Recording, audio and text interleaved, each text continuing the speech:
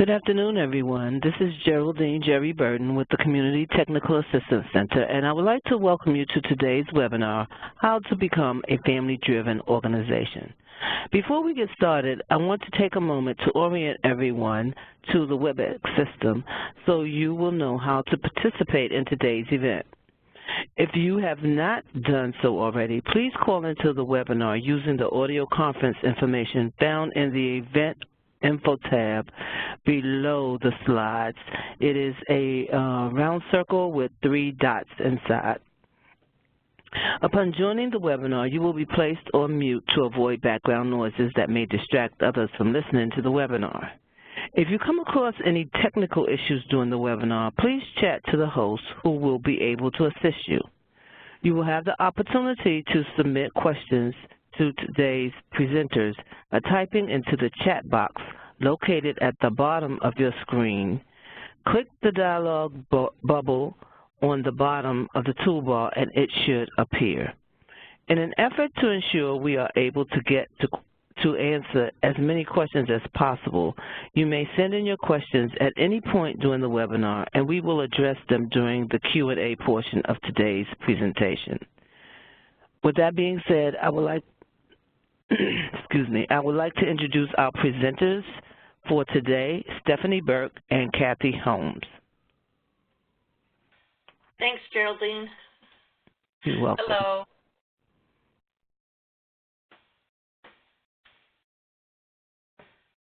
Okay, so here's our agenda. We have a lot of different things that Kathy and I have put together to discuss today. So please, as you have questions come up, please put those in the chat box just so we can be sure we don't miss any opportunities to answer questions or to discuss.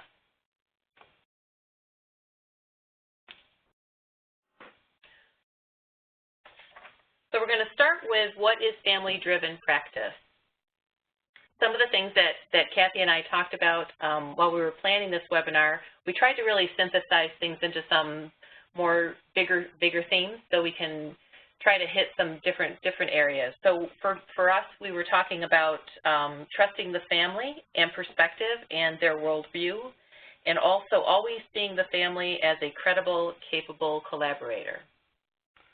We also need to fight the urge to talk negatively about families with our peers. And even when I talk about being negative, it's just those thoughtless, comments that we make, whether it's about their home or how they're engaging or whatever. And also challenge stereotyping and prejudices in the moment. Right, kind of going back to what Kathy said, when you find yourself being negative, it's really important that you ask yourself why you're having that kind of response. And then think about what is it about this family that is triggering this response in me. For us, we really have to own our own thoughts and then release them, because those are some of the challenges that will get in the way of us really working closely with families. So why is it important to have a family-driven organization? Back in the 1990s, there were studies that showed that families who were engaged and a part of the decision-making had much better outcomes. And also with family-driven care, we really recognize that the family members are the essential partners. Right, and I know many of you have participated in a variety of trainings and have worked with organizations that really always talk about focusing on the strengths, but it doesn't mean that we don't talk about the challenges and the difficulties that we have with families, but we really have to start out with what are the strengths to build that foundation, to be able to build upon that and to provide the family with opportunities to feel good about themselves. And that's the very beginning stages of engaging with families. And then family engagement is one of those things that not only benefits the family as their needs are met more effectively, but it can also help improve the system of care. That family is going to talk to other family members in the community, talk to other providers about the services they're receiving, and that can either build a system of care or break it down. Right, and it also helps us as providers to learn from what we've done, what has worked in the past, and or hasn't worked in the past and build on that. So why should we change what we do? First of all, we're going to have better outcomes by using family-driven care. Also, with family-driven care, we're really building relationships that can sustain challenges. Right, and we teach by example, kind of like what Kathy and I are doing today. We're talking to all of you guys about some of the things that we've learned from, and teaching by example is the best way to learn for our staff, for the families we work with, and by showing people what does collaboration look like, what does it look like to be respectful towards others, and what does it look like to feel like you're a part of a collaborative team and be respected by the people that are on that team as well. And I also feel really strongly about the positive impact self-awareness can have on us as providers, because one, we don't get burnt out as quickly because we're kind of aware of what's going on, we're checking ourselves when we start to get negative, and then we're also teaching that skill to the staff we supervise, to the families we work with. And one of the big things is, what is the story we're telling ourselves about this family that's reducing engagement? What am I saying about this family? What judgments am I making that are really not helping, that are really getting in the way of making those connections and building trust with the family? And for me, this is probably the most important part of what we need to do is to change, is to think about how we would want to be treated if we were in the family shoes. I know as a mother, if I had the same circumstance a family was going through, I would want somebody who treated me with respect, felt that I was a partner, and was drawing me out to collaborate, not blame the situation on me.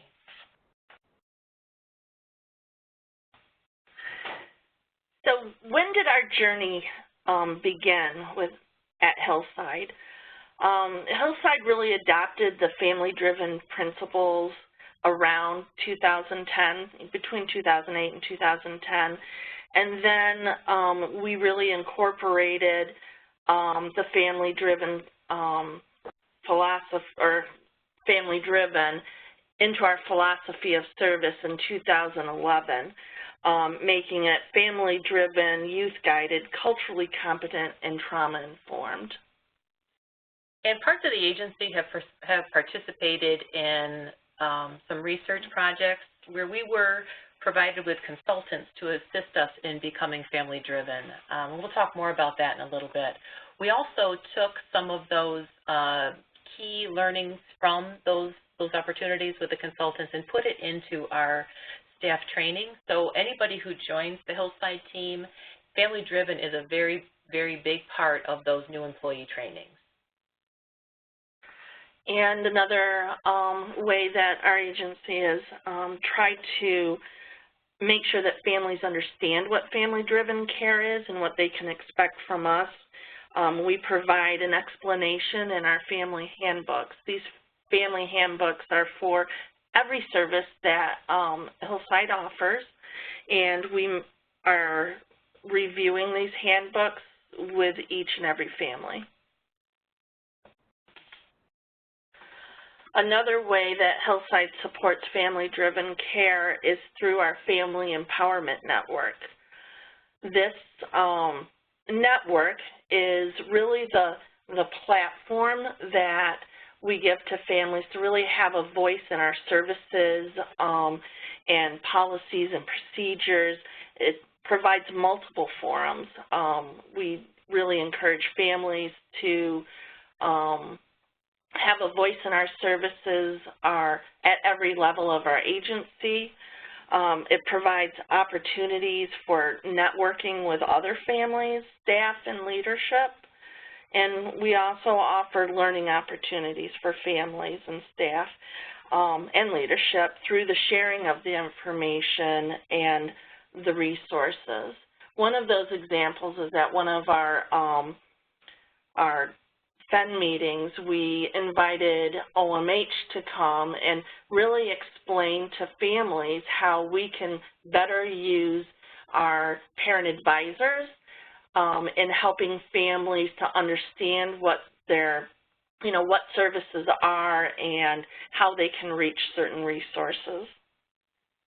And family-driven care is embedded in our agency's strategic plan and is the responsibility of every employee. So we're really getting to a point where if everybody understands what family-driven care is, then we're going to really be able to help each other stay family-driven, because there is a fair amount of accountability in being family-driven. So on to barriers and challenges, because there's always those. I think the biggest one is that family-driven care is a goal that you're constantly working towards. There's no finish line. You're not completely evolved as a family-driven care provider. You're always working on doing the very best you can. And I think that's what is daunting for some people, is it's not something you can just say, I finished, I'm good. Some of the other struggles that when I talk with my team are working with people who have different philosophies or a different understanding of family-driven care. We get into some discussions at meetings where I hear some negative talk about families, and I try to turn those conversations around.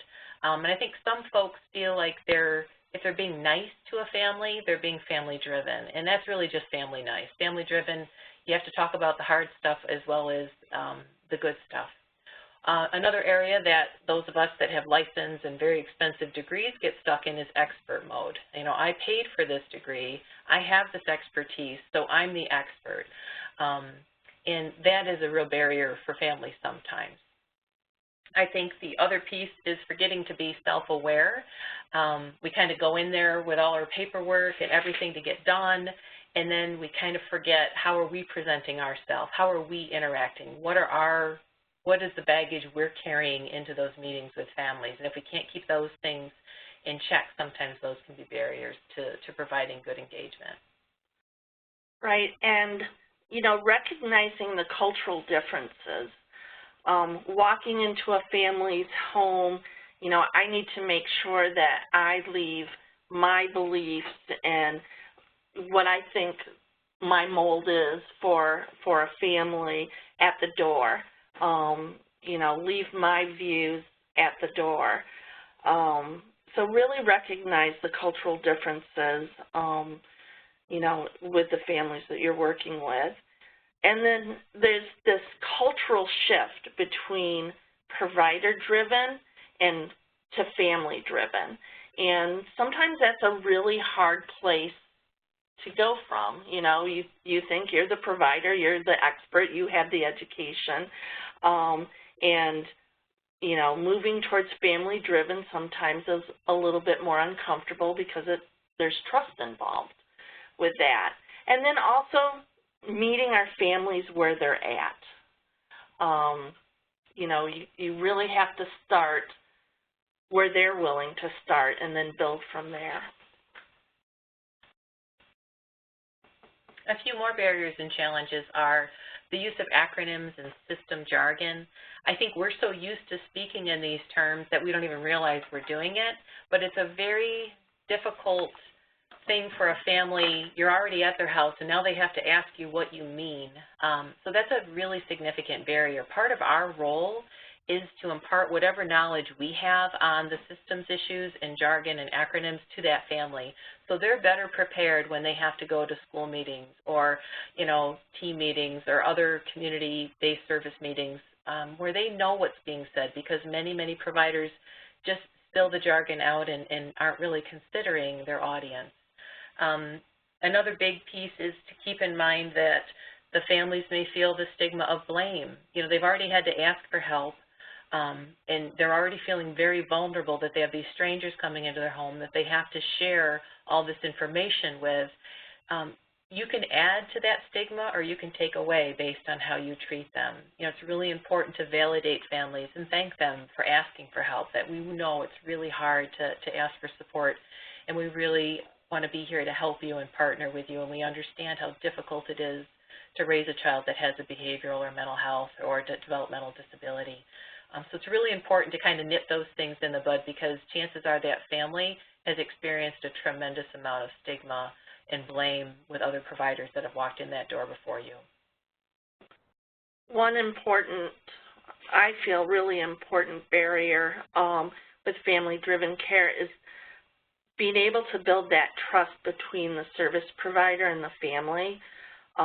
They may have experienced other services in the past that have really negatively impacted them.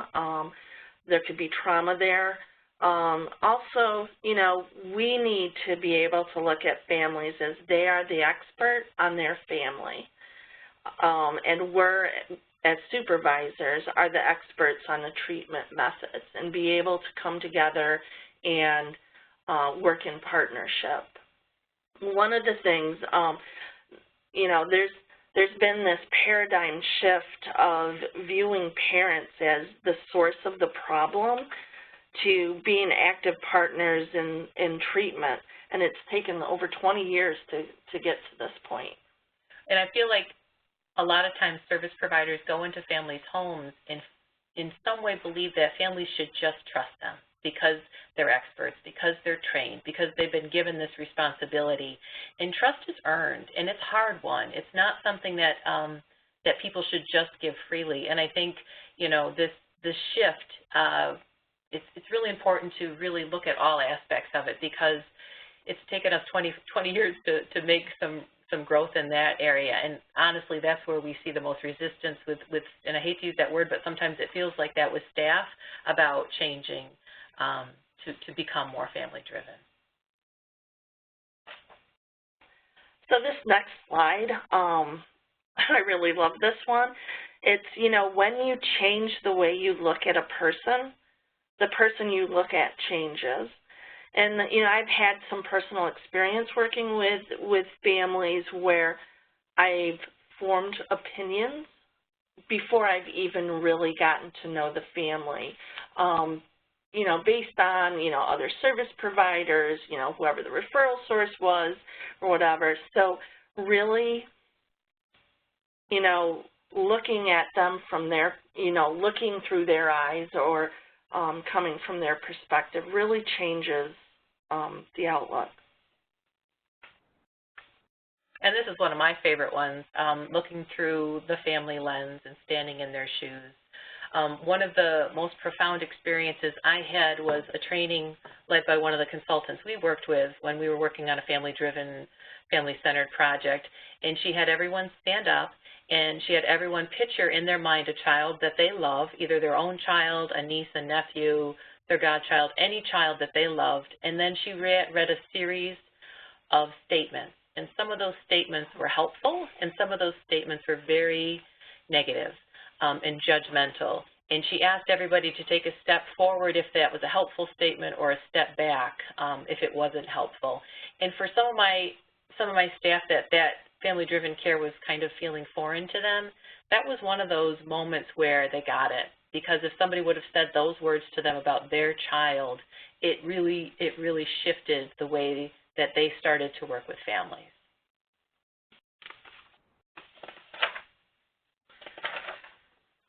So how do you deal with barriers? You know, barriers I see as opportunities. Barriers are there for us to be challenged by. And I think that this is where we're going to do most of the learning. You know, it's going to be painful, it's going to be uncomfortable, because we will continue to be a work in progress, like we talked about, that this is never going to be over, that we're always going to be evolving in this way. We want to be open to conversations, again, inviting conversations with our staff, with parents, you know, people that are in our office with us, so we can really get to the heart of this stuff. And they're not going to be easy conversations. Those conversations are sometimes going to be uncomfortable, and people are going to feel like they're taking a risk by even having those conversations. What I often do is consult with my family advocate, folks from Kathy's team, when we're really struggling and need a reality check. In the past and currently, when we have a conflict between a staff and a family, I always engage the family advocate in doing conflict resolution with the family, bringing that staff person together with the family. And just by virtue of having the family advocate there, that family always has an ally. even though that person works for Hillside, their role is very clear that they're going to sit with that family to provide them the support they need to be able to express why they're having this conflict with this particular staff.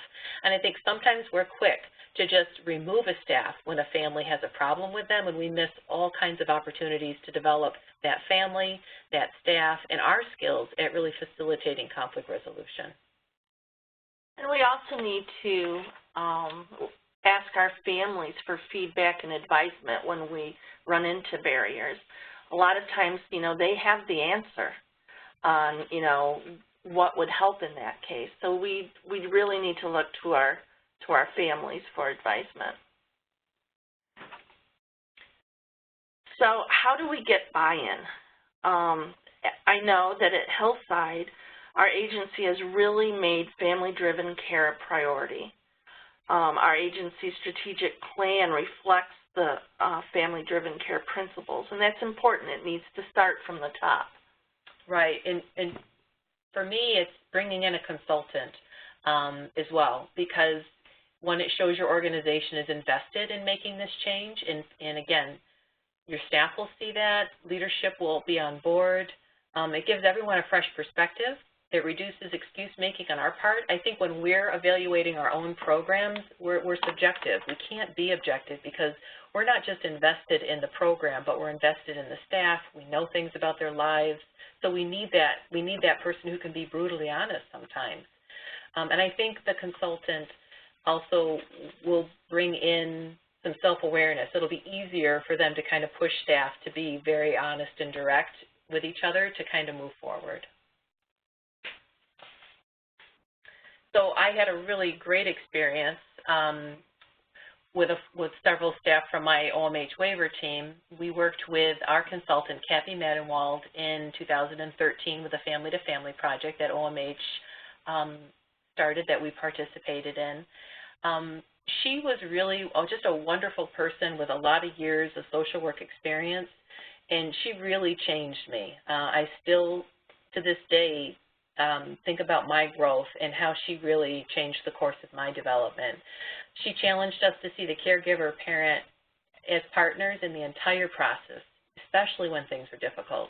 She encouraged us to let go of the expert model perspective. She recognized that we do have expertise, but we're not the experts, and she really wanted us to understand there is a difference. I have expertise that I'm bringing and contributing, but I am not the expert in this particular situation because, like Kathy said earlier, families are the expert on their own family.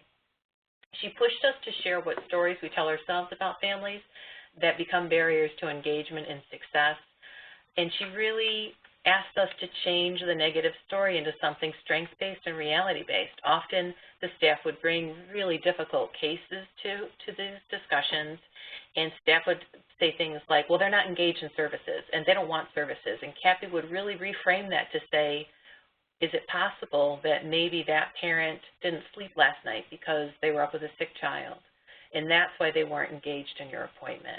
Is it possible that somebody in their family just died and they just haven't told you yet? I mean, she didn't want you to make excuses, but she wanted you to know that there's always more to this story, and that really, really struck me. She asked us to really check our worldview and reminding us that we're a person just like the family. They're people. We all have our own worldview, and we carry it around with us. And there are occasions where we may walk into a family's home, and there may be a piece of behavior that's happening in that home that's similar to happen to the home that we were raised in. That might be a trigger for us. And she talked about the importance of just always being aware of that so you can check yourself, so you are not going to be the barrier to success, but to also have that awareness that if you are the barrier to that success, you remove the barrier because you do ultimately have control over how you talk to people, how you treat people, and how you engage people.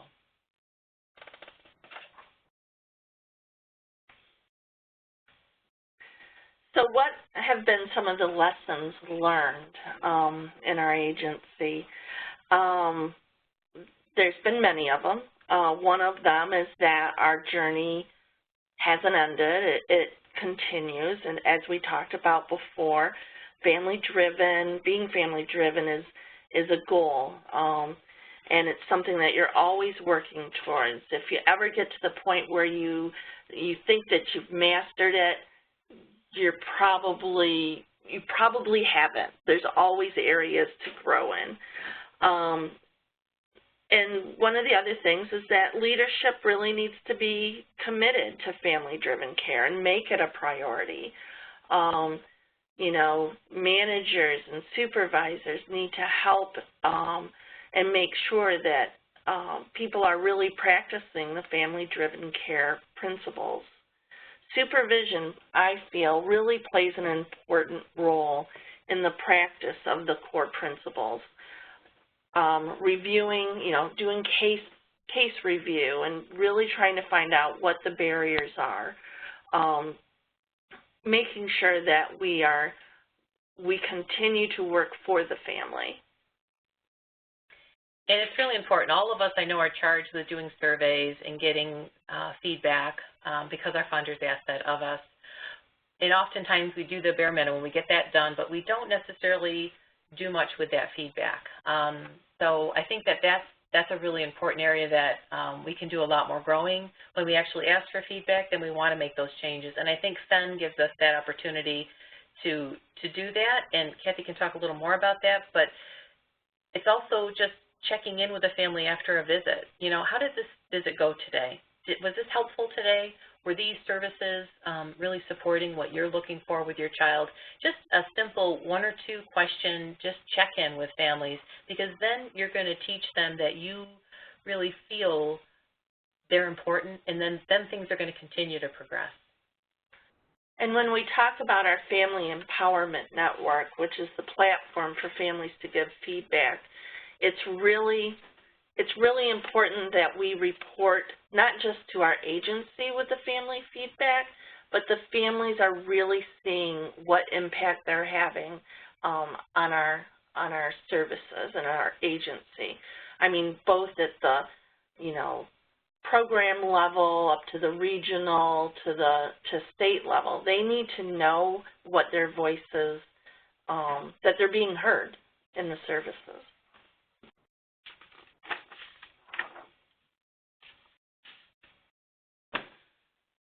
We included a couple references here. The first one was some of the data that Kathy talked about earlier in the presentation.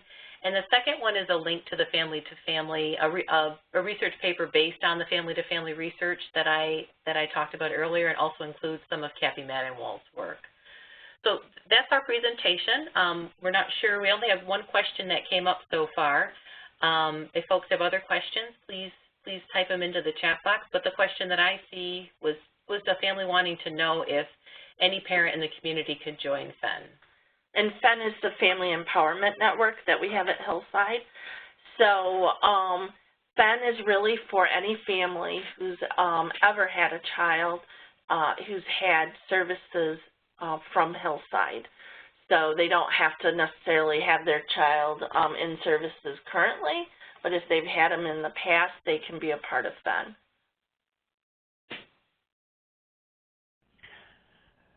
So there are a couple of other questions, and one question that I have, well, before I go there, I want to thank Stephanie and Kathy for a very informative presentations, and at this time we're going to continue with the Q&A, and again, if anyone has questions that they want to ask, please submit them through the chat box.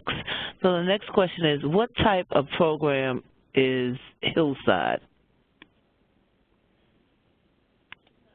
So Hillside is a relatively large organization. We are from Buffalo all the way to the other side of Syracuse, down to the southern tier, Pennsylvania border. We cover adult and children's services. We do waiver programs, bridges to health programs, foster care. We have day treatment programs. We have family support. We have residential programs. So we also have started to do adult health home services. So we're we kind of cover anything that's related to child mental health, behavioral. We have, you know, DJ Joy, some small programs for the DJ Joy system. Okay, Let's see. The next question. How do you handle parents who are resistant to mental health care for their children? And it's a two-part question. And how do you get them on board? Well, if there's a family advocate available, that's always a benefit. But really, it's about listening to the parents and where they're at. You know, you have to be a good listener and not tell them what they need to do, but make some suggestions about this is how other families have handled this situation. Really help them to understand what the services are, and just kind of go by what they're, you know, what they're saying when you're sitting back and listening to why they are being, quote, resistant. I don't necessarily like that word, but yeah, just trying to find out where those barriers are and how we can break them down. And I think really being honest to say, you know, I've given you some ideas, and the feedback you've given me is that you don't want to do those things. Could we talk a little bit more about what's behind that? I think that word resistant is a trigger word for me too, because we package a lot of people into that word as resistant population, and then we kind of give up. So I would unpack what that resistance looks like. You know, really, what are the behaviors that the staff is seeing that they're calling it resistant? And they might very well be. I don't mean to say that they're not, but there's more to it than just being resistant. You know, what bad experiences did they have before? You know, part of what we do when we're coming in and we're family-driven is really helping a family heal from previous bad experiences with providers. And again, I don't mean to invite them to dump on you about your competitors in the community, but to just invite that conversation of what can we make sure we do right, what mistakes do you want to make sure we don't repeat, and how can we really truly engage the family. My other thing is, one of my number one things with my staff when they're struggling and they just can't seem to make any headway is I give them the goal, and this was from one of my former partners, Pam Brandon, you know, and Kathy Maddenwald, is we have to be able to do one thing for that family to decrease their stress. And if that one thing is meeting them out in the community instead of at home because their house isn't clean, or that one thing is if you have flex funds, you bring dinner that night that you're going to meet with that family so mom or dad don't have to worry about dinner, that's how you're going to begin to break down that wall of resistance. Okay, great. Next question. Can you talk about what is included in the family manual specifically? We talk about, well, there's an introduction from the CEO of our agency. We have a discussion or there's a page on there about our Family Empowerment Network, and it explains family-driven care. But there's also all of those things in our family handbook. It talks about the service and what the service provides, because it's the family handbook for each service. It includes a copy of the rights and responsibilities for a family. It has our HIPAA explanation. If there's specific things, like for the OMH waiver program, we have all the phone numbers for the SPOA coordinators in the counties we cover. We have the contact information for the parent advisor and the people in the different regional offices.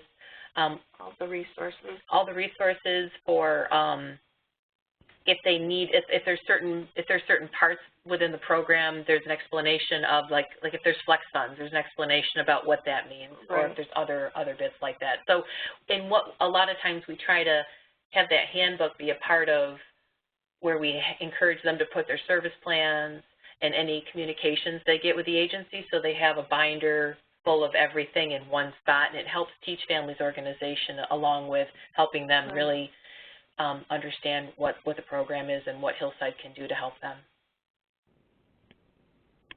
Great. Okay.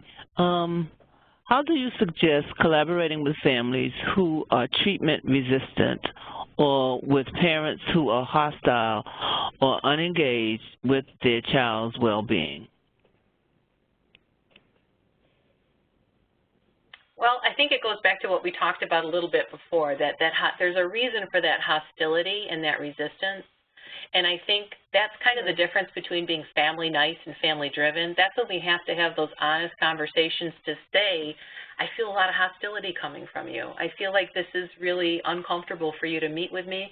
Can we talk more about that? Now, there are some instances where families are at risk of losing their children, and they are safety issues. So I'm not suggesting that staff are risky. At risk. Never put yourself at risk. If we truly believe we have a hostile parent that could be at risk, or a severely mentally ill parent that is not doing well, we always want to ask for support, make sure we have those meetings at a safe location. But if it's kind of that general, I don't know if I want this service hostility, I think you can unpack that kind of like we talked about with the earlier question about the resistant to mental health treatment. Try to understand where it's coming from. Right, because there's a reason why everybody behaves the way they behave, and if we can't explain that or help them explain it to us, then we're just going to kind of repeat whatever's happened to them in the past with service providers. All right. Can you describe your approach with youth that have children and youth involvement and involvement with juvenile justice and the limitations and conditions those systems have with families?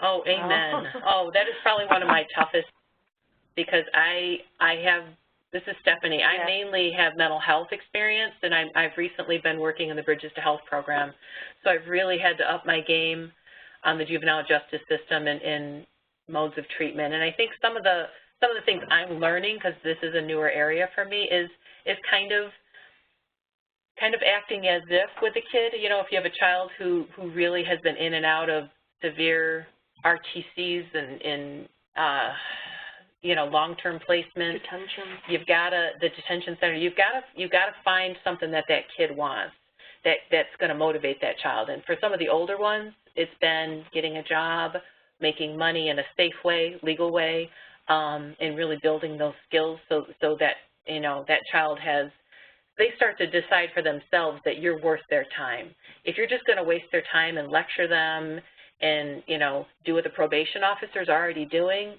you're not going to connect with that child. I do think that's an area that we need a lot more research. I know California, not always the best system out there in terms of detention center. They've had some really difficult things happen, but they also are really making a lot of headway in changing the way that they're looking at youth with the juvenile justice history, and not just putting them all in jail, because we've got raised the age. We've got to start responding to that and not just locking kids away. We've really got to figure out a way to work with this population. Yeah. Do you have anything else, Kathy? It is a tough one. It is. Next question. Do you employ family advocates directly, and could you provide some recommendations on how an agency can seek out family advocates? And part two of the question is, what do you look for in a family advocate? So yes, we do hire family advocates directly under my department or whatever, and it is a search to find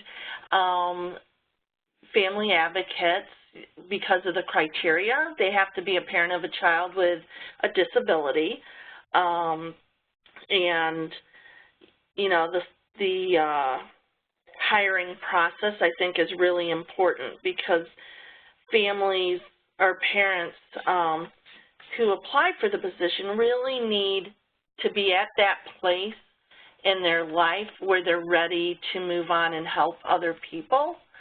And, you know, sometimes that's tough because our kids continue, you know, even, you know, they may not be kids anymore and they may be going into the adult world, and we still have problems with them. So you really need to be in the right place in your life to take on that role as the family advocate.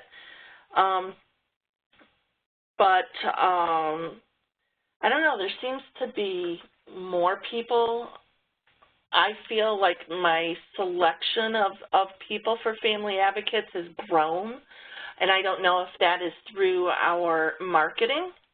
And the state, of course, has been really promoting family peer support services and family advocates and, you know, the whole credentialing process, and I think that has helped a lot. And what was the second part of that question, Geraldine? What do you look for in a family advocate?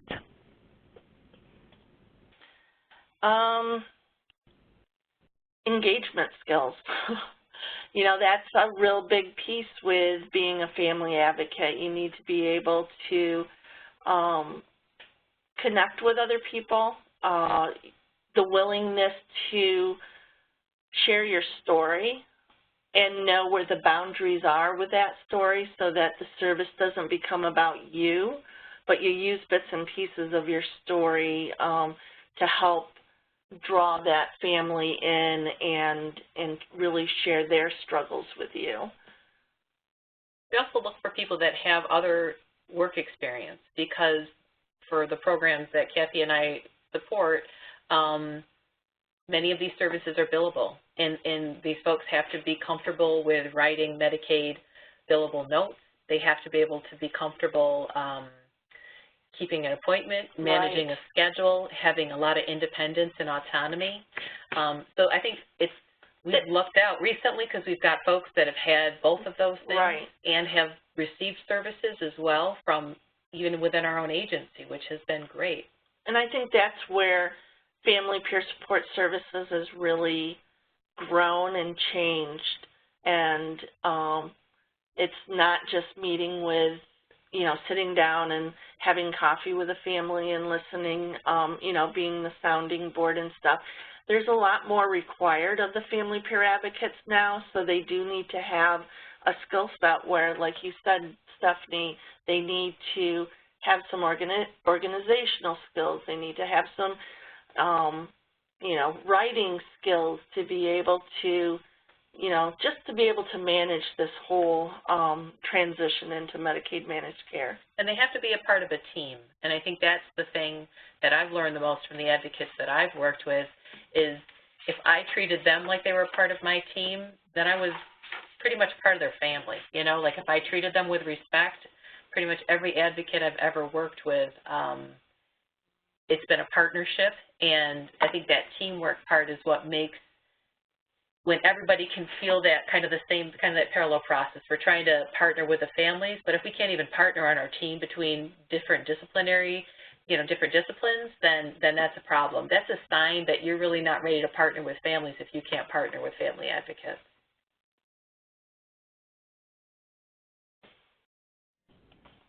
All righty, thank you. These are some great questions.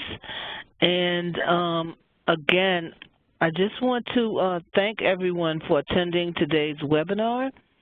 And if you have any other questions regarding the webinar or anything else, please contact us at ctac.info@nyu.edu.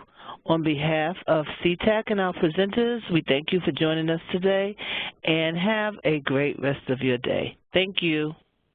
Thank you.